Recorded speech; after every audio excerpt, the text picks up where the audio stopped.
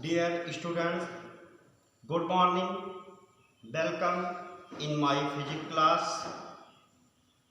Myself S.N. Tiwari from Jagatjit Inter College, Ikauna, Shravasti. मेरे प्यारे बच्चों, आज हम लोग डोरी से बंधे कण की ऊर्ध्वाधर वृत्त में गति के बारे में अध्ययन करेंगे। आज हमारा टॉपिक है डोरी से बंधे कण की ऊर्ध्वाधर वृत्त में गति। Motion of a particle tied to a string in a vertical circle. इसके पहले वाले लेक्चर में हमने आपको शंकुलोलक के बारे में बताया था कि शंकुलोलक किसे कहते हैं। आप लोगों को मैंने बताया था कि जब बर्थडे पार्टी होती है घर पे, तो उसमें जो टोपी लाई जाती है वो शंख के आकार की होती है। तो जब किसी कण या पिंड को किसी धागे में बांधकर और क्षैतिज वृत्त में घुमाया जाता था, हमने आपको धागा बांध करके और बताया था, इस तरीके से घुमाया था, तो वो एक शंख निर्मित करता है। आकृति शंख के आकार की बनती है, जिसे हम शंकुलोलक कहते हैं, कोनिकल पेंडुलम। बट आज हम लोग दूसरे पॉइंट पे डिस्कस करने वाले हैं। आज हम लोग डिस्कस करेंगे जब डोरी से बंधे कण की ऊर्ध्वाधर वृत्त में गति। ये मान लीजिए कोई कण है और ये स्मॉल एल लंबाई की एक डोरी है और जिसकी त्रिज्या r है या r लंबाई l बराबर r के है, क्योंकि ये इस तरीके से गति कर रहा है। देख रहे हैं आप, ये वर्टिकल ऊर्ध्वाधर वृत्त में गति कर रहा है। ये कण आपका जब ऊर्ध्वाधर वृत्त में गति कर रहा है, तो इसमें होता क्या है कि जब कोई वस्तु ऊर्ध्वाधर वृत्त में गति करती है, तो जैसे जैसे नीचे से ऊपर की ओर जाती है, वैसे वैसे उसकी चाल कम होती है, और जब चाल कम होती है तो डोरी में तनाव भी कम होता है। तो इसी पॉइंट पे आज हम लोगों को डिस्कस करना है। अब ऊर्ध्वाधर का मतलब आप समझे रहेंगे कि इस तरीके से गति, देख रहे हैं आप, जैसे धागा बना हुआ है, इस तरीके से गति होना चाहिए कि ये ऊपर नीचे से ऊपर जाए, फिर ऊपर से नीचे आए। आप देख रहे हैं वीडियो में। तो देखिए, जब किसी वस्तु को डोरी के एक सिरे से बांधकर ऊर्ध्वाधर वृत्त में घुमाते हैं, तो वृत्तीय पथ के विभिन्न बिंदुओं पर वस्तु की चाल भिन्न भिन्न होती है। जिस वस्तु को आप बांध करके घुमाएंगे, उसकी चाल अलग अलग बिंदुओं पे अलग अलग होगी। अतः वस्तु पर लगने वाला अवकेंद्र बल तथा डोरी का तनाव भी लगातार बदलता रहता है। चाल भिन्न भिन्न होती है, तो आपको पता होना चाहिए कि अवकेंद्र बल F बराबर होता है mv²/r, और जब b चेंज होगी तो अवकेंद्र बल और तनाव भी चेंज होगा, परिवर्तित होगा। अब हमने मान लिया कि माना स्मॉल m द्रव्यमान की एक वस्तु स्मॉल l लंबाई की भारहीन डोरी के एक सिरे से बांधकर ऊर्ध्वाधर वृत्त में वामावर्त एंटी क्लॉकवाइज घुमाई जा रही है। हमने क्या माना? हमने माना ये कि ये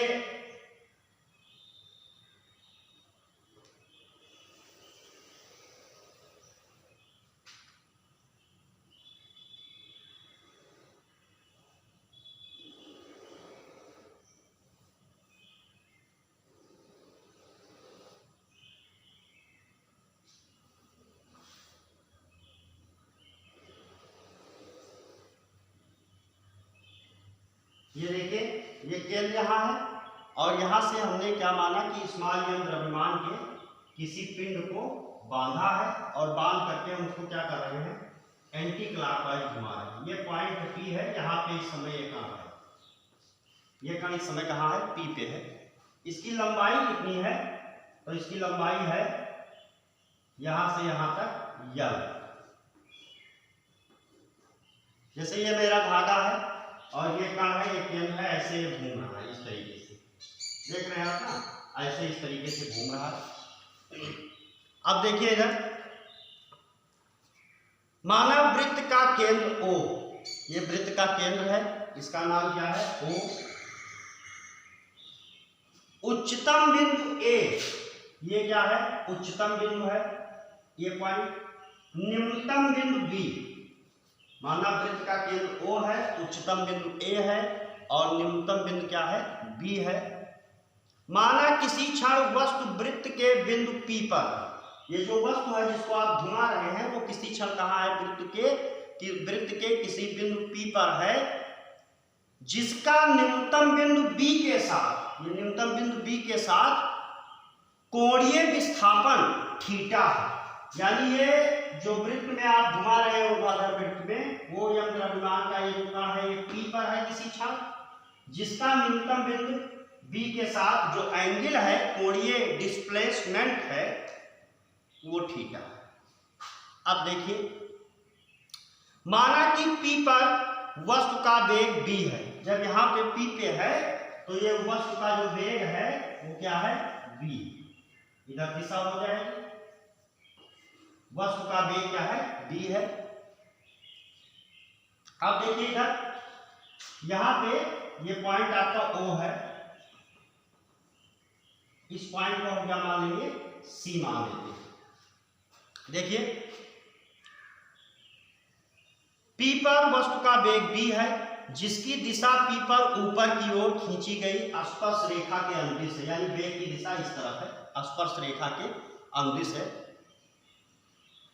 तथा डोरी में तनाव T है। ये जो डोरी है जिससे ये बंधा रहेगा, ये पिन, ये यहाँ पे है रेखा, तो डोरी में तनाव किधर होगा, केंद्र की ओर होगा, तो डोरी में तनाव, दिशा दिखा दिए, ये T, डोरी में तनाव कितना है, T है। अब देखिए, जब डोरी में तनाव T है तो आगे हम क्या करेंगे, बिंदु P पर स्थित, ये जो पॉइंट P है, बिंदु P पर स्थित वस्तु पर दो बल कार्य करते हैं। ये जब P पर वस्तु स्थित है तो कितने बल कार्य करते हैं, दो। तो देखिए इधर, बिंदु P पर स्थित वस्तु पर दो बल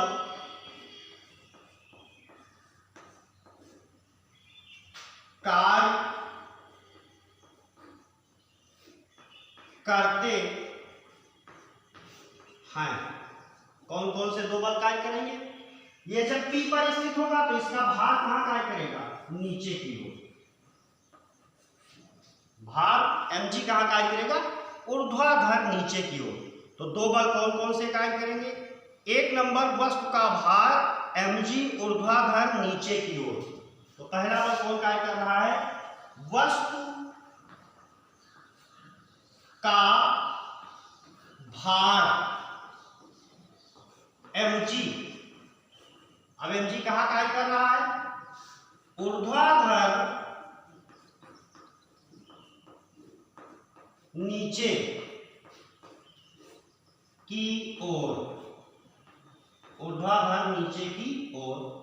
और दूसरा नंबर कौन सा फोर्स कार्य कर रहा है, पहला आपने देखा कि वस्तु का भार mg ऊर्ध्वाधर नीचे की ओर कार्य कर रहा है, दूसरा कौन सा बल कार्य कर रहा है, तो दूसरा बल है डोरी में तनाव T वृत्त के केंद्र की ओर। डोरी में तनाव T, ये देखिए डोरी में तनाव T, और ये डोरी में तनाव T कहां कार्य कर रहा है, वृत्त के केंद्र की ओर।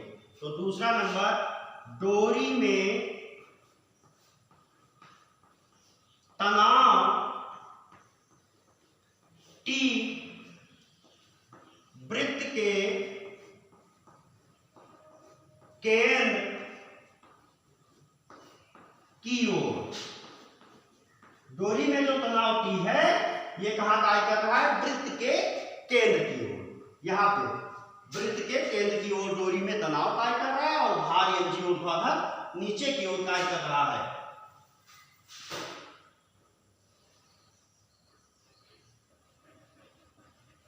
अब देखेंगे आप आगे क्या है, दोनों स्थितियां मैंने लिख दिया कि दो बल हैं।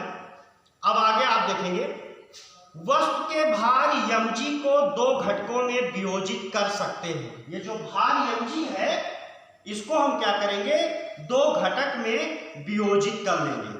mg को क्या करेंगे, दो घटकों में वियोजित कर लेंगे। तो आइए mg को दो घटकों में वियोजित किया जाए। ये पॉइंट P है, mg को जब आप दो घटकों में वियोजित करेंगे तो एक वियोजित घटक आपका ये हो जाएगा। यहाँ एंगल थीटा है तो ये भी एंगल क्या होगा, थीटा होगा। तो mg को दो घटक में वियोजित करेंगे तो वियोजित करने के बाद में एक घटक आपको ये मिल जाएगा mg cos थीटा और दूसरा घटक आपको इस तरह मिल जाएगा, इसका नाम क्या होगा, mg sin थीटा। ये दोनों लंबवत होंगे, थोड़ा सा ये इस दिशा में ज्यादा तिरछा हो गया है, सीधा रहेगा बिल्कुल।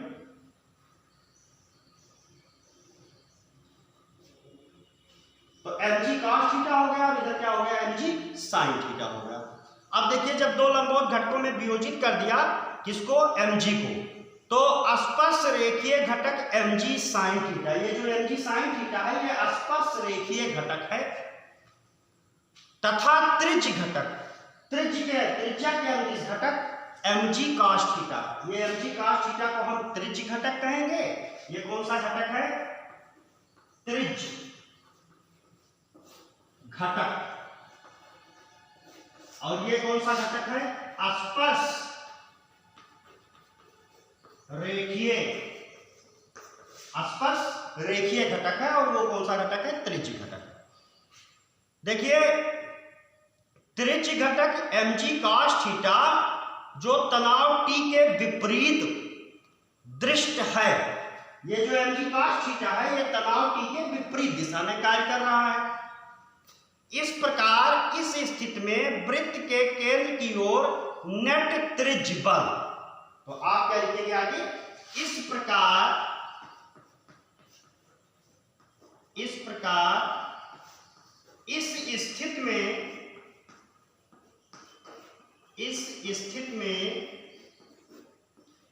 वृत्त के केंद्र की ओर नेट बल, नेट त्रिज्य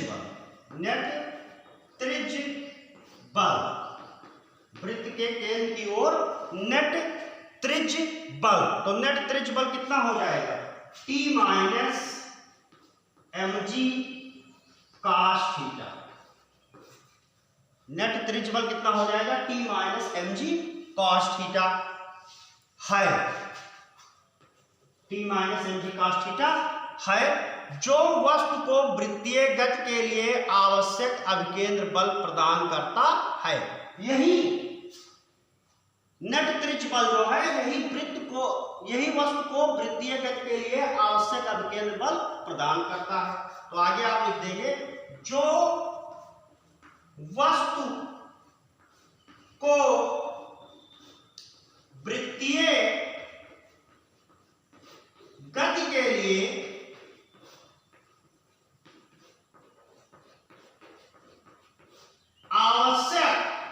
आवश्यक अभिकेंद्र बल प्रदान करता है, आवश्यक अभिकेंद्र बल प्रदान करता है। अतः T minus mg cos theta बराबर हो जाएगा mv स्क्वायर बटे n। ये त्रिज्य बल हो गया, यही आवश्यक अभिकेंद्र बल प्रदान कर रहा है, बराबर हो जाएगा mv स्क्वायर बटे n के। b क्या है, वेग है, वस्तु का यल क्या है, द्रव्यमान, और यल क्या है, डोरी की लंबाई यानी वृत्ताकार पथ की त्रिज्या। इसको इक्वेशन 1 मान लेंगे। आप लोग चित्र बना करके इतना नोट करेंगे, फिर आगे हम बढ़ते हैं।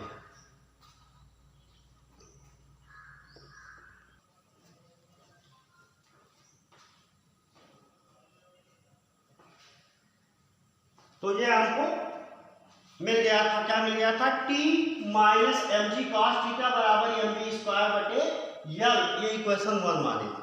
अब इसके नीचे लिख देंगे जहां यल डोरी की लंबाई, यल डोरी की लंबाई यानी इसको क्या कहेंगे, वृत्त की त्रिज्या। जहां यह डोरी की लंबाई यानी ये क्या है, वृत्त की त्रिज्या है। अब देखिएगा, अतः P पर तनाव, तो देखिए क्या हो जाएगा, समीकरण 1 से आप देखेंगे क्या कर लेंगे, T बराबर हो जाएगा mb स्क्वायर बटे यल प्लस क्या हो जाएगा, mg cos थीटा। इसको इक्वेशन 2 मान लें। तनाव बल निकल आया कहां पे, बिंदु P पर। तो अब बिंदु P पर क्या निकल आया, डोरी में तनाव। P पर तनाव यानी किसमें, डोरी में तनाव निकल आया कि डोरी में जब वस्तु P पे होगा तो कितना तनाव होगा। तो T बराबर mb स्क्वायर बटे L plus mg cos theta. इसको इक्वेशन 2 मान लेंगे। अब देखिए ध्यान से, जैसे जैसे वस्तु वृत्तीय पथ पर ऊपर की ओर जाती है, ये वस्तु जैसे जैसे वृत्तीय पथ पर ऊपर की ओर जाती है, वस्तु का वेग v, ये जो वस्तु का वेग है v, ये घटता जाता है, कम होता जाता है। तथा कोणीय विस्थापन थीटा, जब ये ऊपर जाएगी तो वेग v कम होगा, लेकिन कोणीय विस्थापन थीटा क्या होगा, बढ़ेगा। सपोज करिए कि c पे पहुंच गई तो थीटा बड़ा नहीं हो जाएगा। तो जैसे जैसे वस्तु ऊपर की ओर, वृत्तीय पथ पर ऊपर की ओर जाती है, वस्तु का वेग भी घटता है और कोणीय विस्थापन थीटा बढ़ता रहता है, अथवा cos थीटा घटता जाता है। यानी आप जानते हैं कि थीटा का मान जैसे जैसे बढ़ेगा, cos में थीटा की वैल्यू जितने ज्यादा होती है उसका cos थीटा का मान उतने कम होगा। अब आगे देखें, अतः समीकरण 2 के अनुसार, देखिए यहां पे जब b घटेगा तो ये भी क्या हो जाएगा, घट जाएगा। t भी क्या हो जाएगा, घट जाएगा। b घटेगा, cos थीटा का मान कम होगा तो t भी क्या हो जाएगा, कम हो जाएगा। तो आप आगे हम क्या लिखेंगे, जैसे जैसे वस्तु वृत्तीय पथ पर ऊपर की ओर जाती है, वस्तु का वेग घटता है तथा कोणीय विस्थापन थीटा बढ़ता जाता है। कोणीय विस्थापन थीटा क्या होता है, बढ़ता जाता है। तो इतनी बात हो गई। अब आगे देखिए, इसको मिटा देंगे हम, जगह कम है।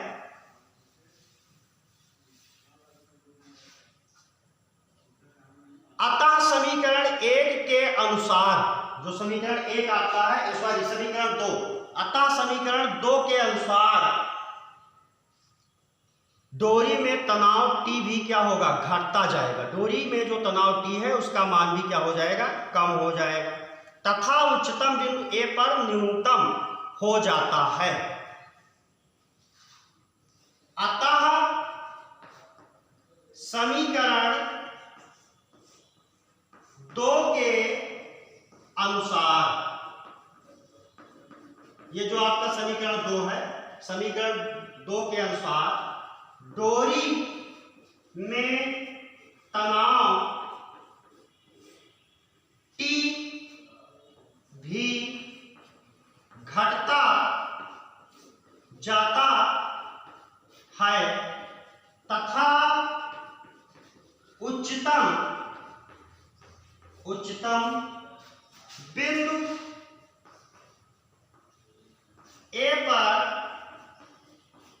न्यूनतम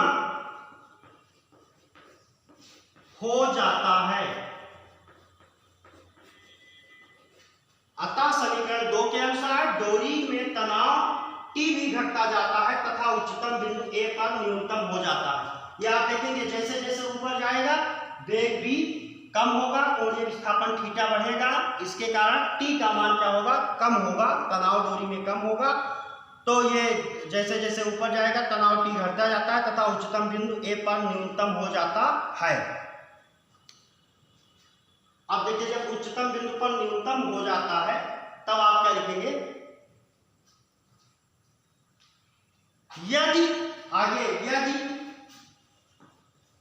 यदि उच्चतम बिंदु A है तब A पर यदि उच्चतम बिंदु क्या है, A है, तो वस्तु कहां पहुंच गई, P के बजाय A पर पहुंच गई। तो A पर क्या हो जाएगा, थीटा बराबर 180 अंश और B को क्या लिखेंगे, वेग को BA सफिक्स से। ये BA का मतलब ये हो गया कि उच्चतम बिंदु A पर वस्तु का वेग, उच्चतम बिंदु A पर वस्तु का वेग। तो अब देखिए ये क्या हो जाएगा,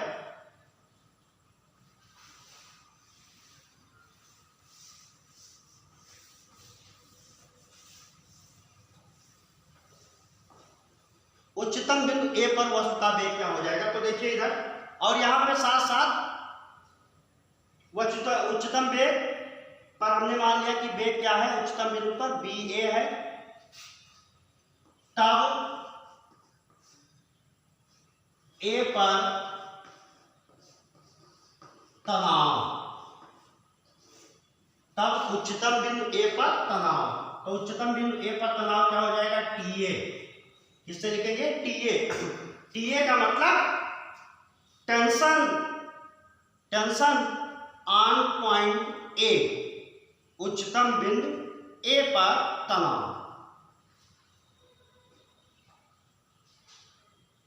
तो देखिए TA बराबर हो जाएगा, समीकरण इससे लिखेंगे 2 से, MBA स्क्वायर बटे L प्लस MG कास 180 अंश, कास 180 अंश। अब आगे देखिए क्या हो जाएगा,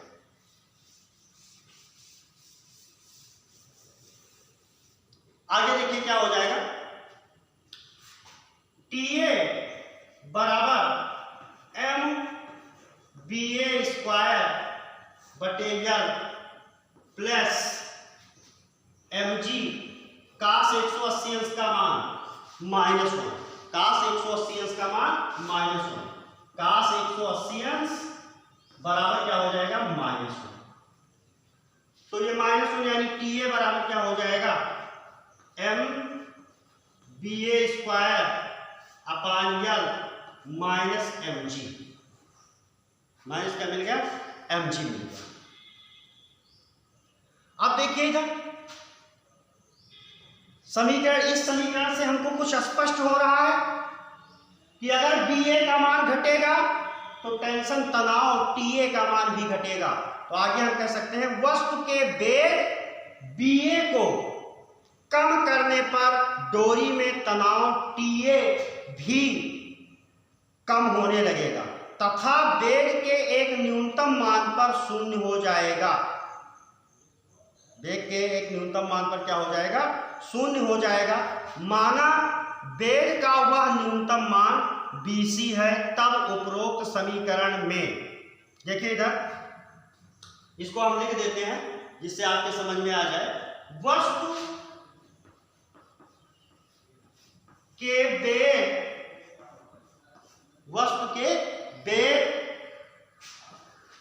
BA को कम करने पर TA भी कम हो जाएगा, TA भी कम हो जाएगा। यानी वेग कम होगा तो TA यानी तनाव भी क्या हो जाएगा, कम हो जाएगा तथा एक न्यूनतम मान पर शून्य हो जाएगा तथा वेग के एक न्यूनतम मान पर शून्य हो जाएगा तथा वेग के न्यूनतम मान पर तनाव क्या हो जाएगा, शून्य हो जाएगा। माना वह न्यूनतम माना अब शून्य हो जाएगा। उसके बाद में देखिए इसको मिटा देते हैं, नोट कर लीजिए। जिस पर शून्य हो जा रहा है उसको हम मान लेंगे कि तब उपरोक्त समीकरण से क्या हो जाएगा, TA बराबर 0 तो BA बराबर क्या हो जाएगा, BC के। BA बराबर किसके मान लिए, BC के। अब जब BA BC के बराबर मान लिए तब देखिए क्या हो जाएगा आगे, TA के स्थान पे 0 रखेंगे, M BC स्क्वायर बटे L माइनस MG ऊपर रख कर देंगे हम।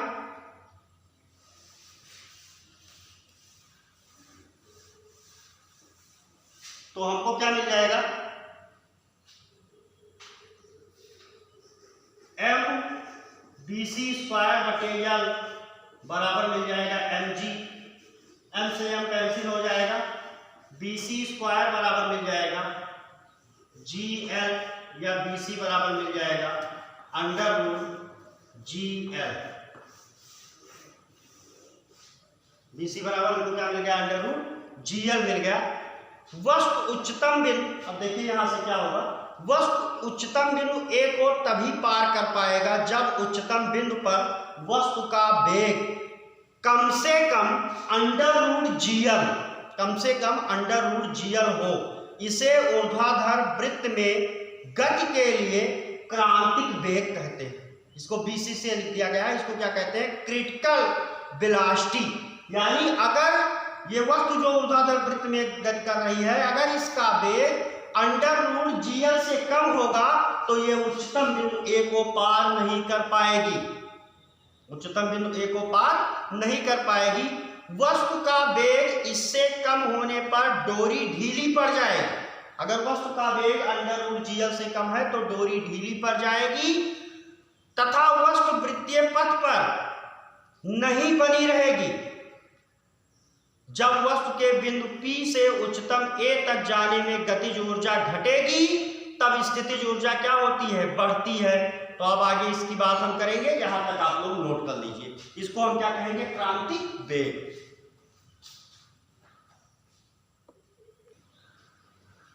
हाँ, तो आपको मिल गया था कि BC बराबर अंडर रूट GL, जिसे क्रांतिक वेग कहते हैं। इसको इक्वेशन 3 मान लिया। अब देखिए, अब वस्तु बिंदु P से उच्चतम बिंदु A तक जाने में, यानी P से उच्चतम बिंदु A तक जब जाएगी तो वेग घटेगा, और वेग घटेगा इसका मतलब गतिज ऊर्जा क्या होगी, घटेगी। और जब गतिज ऊर्जा घटेगी तो स्थितिज ऊर्जा क्या होगी, बढ़ेगी। तो ऊर्जा संरक्षण के नियम से बिंदु P पे गतिज ऊर्जा half mv square minus A पे माइनस 1/2 यानी BA स्क्वायर बराबर, देखिए जब बिंदु P पे थी वस्तु, जब बिंदु P पे थी तब इसकी स्थितिज ऊर्जा थी mgl, और ये देखिए ये पॉइंट हमने निकाल लिया है, यहाँ O से यहाँ तक की इस बिंदु को P से मिला दिया, क्योंकि यहाँ पे जब A पे पहुंचेगी तो P से A तक की, यानी यहाँ पे ये दूरी जो सीधी ऊर्ध्वाधर दूरी है, इतनी दूरी, इसका नाम रख देते हैं D। AD की लंबाई हमको पता होनी चाहिए। तो ये इतना दूरी OD निकालने के लिए हमने क्या किया है, cos थीटा बराबर ले लिया, तो OD बराबर हो जाएगा L cos थीटा, ये हमने निकाल लिया है। तो स्थितिज ऊर्जा कितनी हो जाएगी, mg into L plus L cos theta. अब देखिए यहाँ पे m इस पक्ष में भी है, इस पक्ष में भी है, यह क्या हो जाएगा, कैंसिल हो जाएगा। तो b square minus BA square बराबर 2GL plus 2GL cos theta. इसको ओपन कर दिए, तो देखिए ये 2 जो था 1/2 कॉमन लेकर के 2 से इस वाले पक्ष में मल्टीप्लाई करवा दिए हैं। यदि उच्चतम बिंदु A को ठीक पार कर ले, यानी ये वस्तु जो है ये उच्चतम बिंदु A को ठीक से पार कर ले, तो BA बराबर किसके हो जाएगा? BC के क्रांतिक वेग के बराबर। किस क्रांतिक वेग क्या है? √GL।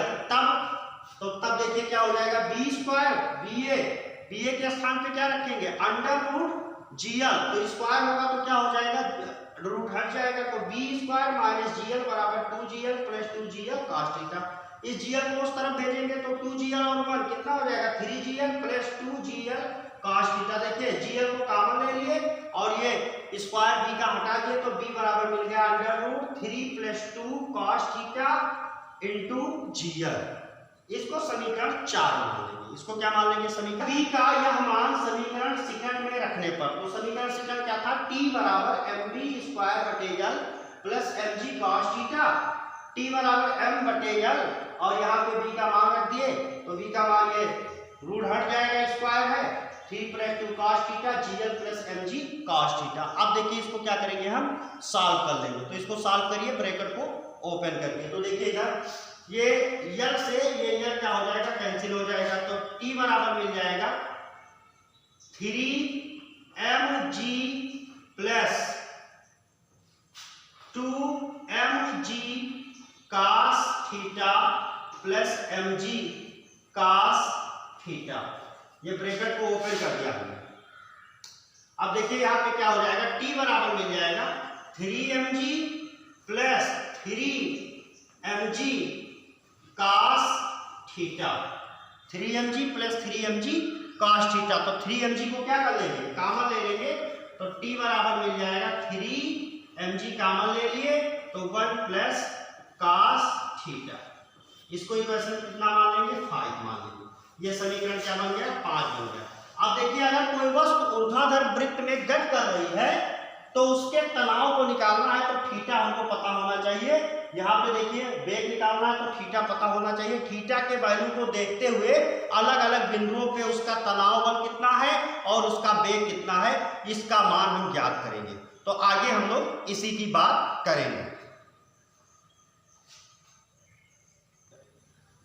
अब देखिए हमको मिल गया B बराबर √3 + 2 cos थीटा × GL। ये वेग मिल गया, तनाव और T बराबर मिल गया 3mg × 1 + cos थीटा। इसको इक्वेशन 4 5 मान लिए। अब आगे हम क्या करेंगे? अब हम वस्तु के वृत्तीय पथ की 3 स्थितियों पर विचार करेंगे। तो पहली स्थिति क्या है कि जब हमारा वस्तु कहाँ है? न्यूनतम बिंदु B पर है। जब हमारा वस्तु कहाँ है? न्यूनतम बिंदु B पर है। तो जब न्यूनतम बिंदु B पर है तो थीटा बराबर क्या हो जाएगा? 0 हो जाएगा। थीटा बराबर क्या हो जाएगा? 0। तब वस्तु का वेग, तो वस्तु का वेग कितना हो जाएगा? वस्तु का वेग हो जाएगा B बराबर √3 + 2 cos 0 × GL बराबर क्या हो जाएगा? देखिए cos 0 का मान कितना होता है? 1 होता है। cos 0 का मान कितना होता है? 1। तो 3 और 2 5, यानी क्या मिल जाएगा? √5GL। क्या मिल गया? 5GL मिल गया। अब देखिए इधर फिर क्या करेंगे? डोरी में तनाव कहां पे है? जब वस्तु B पर है तो डोरी में तनाव, तो डोरी में तनाव के लिए सूत्र लगाएंगे T बराबर 3mg 1 + cos 0 और cos 0 का मान कितना होता है? 1। तो 1 क्या हो जाएगा? 2, यानी 3 दूनी नहीं 6, यानी क्या मिल जाएगा? 6mg। अब ये जब हमारी वस्तु B पर है तब वेग मिल गया √5GL और ये क्या मिल गया? न्यूनतम बिंदु पर, वृत्तीय गति में जब वस्तु न्यूनतम बिंदु पर है तो वेग होगा B बराबर √5GL और तनाव T बराबर क्या होगा? 6mg। अब दूसरी स्थिति क्या होगी? दूसरी स्थिति हमारी क्या होगी? जब डोरी क्षैतिज होती है अर्थात बिंदु C पर,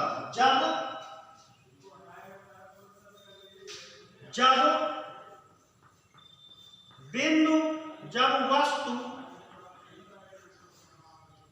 बिंदु C पर है, जब वस्तु कहा है बिंदु C पर है, तो थीटा बराबर C के लिए कितना हो जाएगा, 90 अंश हो जाएगा। थीटा बराबर कितना हो जाएगा, 90। तब वस्तु का वेग, तो यहाँ पे क्या लिखेंगे, 90 हो जाएगा। और cos 90 का मान 0 होता है, cos 90 का मान क्या होता है, 0। तो ये आपको क्या मिल जाएगा, 3gl मिल जाएगा।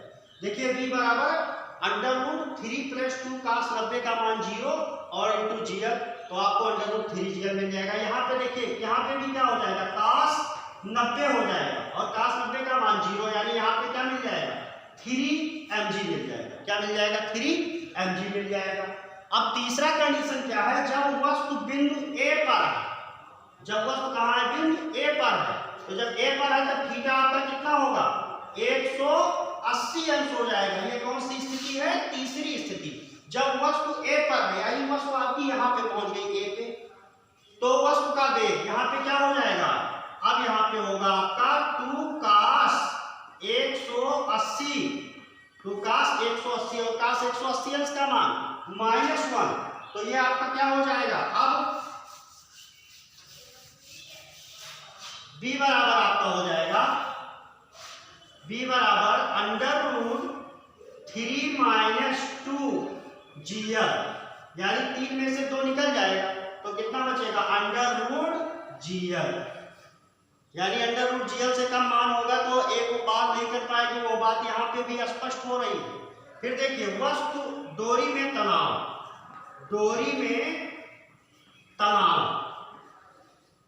तो T बराबर क्या हो जाएगा, आपका हो जाएगा 3mg × 1 + cos 180, तो cos 180 अंश का मान -1, तो T बराबर 3mg × 1 - 1, एक में से, यानी ये क्या हो जाएगा, 0। यानी जब वस्तु A पर होगी, यहां पर पहुंचेगी वस्तु आपकी ऊर्ध्वाधर वृत्त में गति करती हुई, उच्चतम बिंदु पर होगी, तो तनाव क्या होगा, 0 होगा। तनाव क्या होगा, 0 होगा, यानी इसको हम क्या लिखेंगे, TA, तनाव TA, इसको वेग को क्या लिखेंगे, BA, वेग। ऐसे B और C वाले को हम TB TC लिख सकते थे। तो ये हमारी वृत्तीय गति की सभी स्थितियां थी। इस वीडियो को देखिएगा और अपनी प्रतिक्रिया अवश्य दीजिएगा। आगे से अब हम आप लोगों को नीट AIEEE में जो प्रश्न आते हैं उनको भी सॉल्व करके वीडियो अपलोड करूंगा। धन्यवाद, शुभ दिन।